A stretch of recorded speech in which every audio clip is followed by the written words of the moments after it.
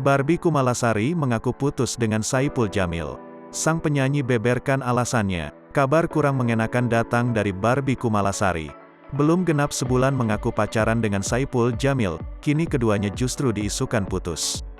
Kabar tersebut disampaikan langsung oleh Barbie baru-baru ini. Secara jujur, Barbie menjelaskan alasan dirinya putus dari Saipul Jamil. Jadi kemarin kita sempat dekat, kata Barbie. Barbie mengatakan bahwa dirinya merasa Saipul Jamil tidak profesional dalam pekerjaannya. Kalau ditanya kenapa aku putus sama Bang Ipul, sebenarnya gini, kita kan sahabatan dekat, dan dari awal aku udah ngomong kita punya konsep.